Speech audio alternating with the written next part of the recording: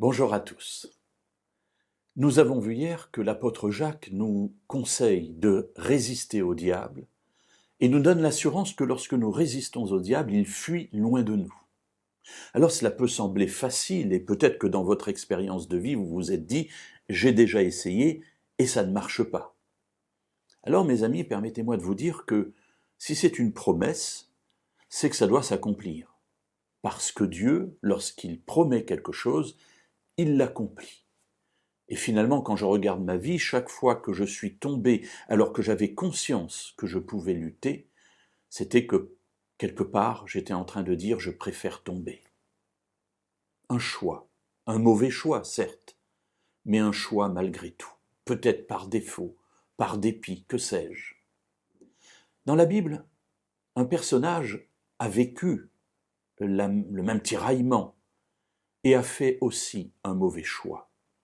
Mais ce qui m'intéresse, ce n'est pas tellement le choix qu'il a fait, mais la manière dont Dieu lui a présenté le choix qui se trouvait devant lui. Il s'agit de Caïn. Au chapitre 4 du livre de la Genèse, et au verset 6 et 7, Dieu va parler à Caïn. Vous savez que Caïn a offert un sacrifice. Il a offert le produit de la terre, des fruits, des légumes à Dieu. Et puis voilà que son frère Abel a offert aussi un sacrifice, il a offert un animal, puisqu'il était berger. Et le texte biblique nous dit que Dieu a reporté un regard favorable sur le sacrifice d'Abel, mais pas sur celui de Caïn. Alors voilà, Caïn maintenant est en colère, il est rogneux. Le verset 6 nous dit, l'Éternel dit à Caïn, « Pourquoi es-tu irrité? Et pourquoi ton visage est-il abattu ?» Il pousse ainsi Caïn à réfléchir.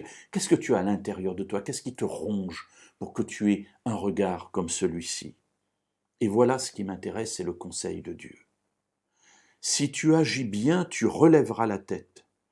Mais si tu n'agis pas bien, le péché est tapi à ta porte, et ses désirs se portent vers toi, mais toi domine sur lui.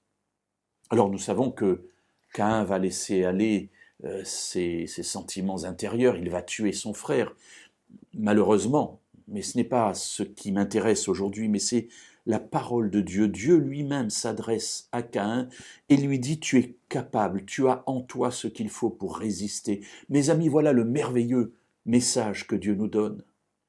Par sa présence à nos côtés, par sa présence en nous, nous devenons capables de résister au mal.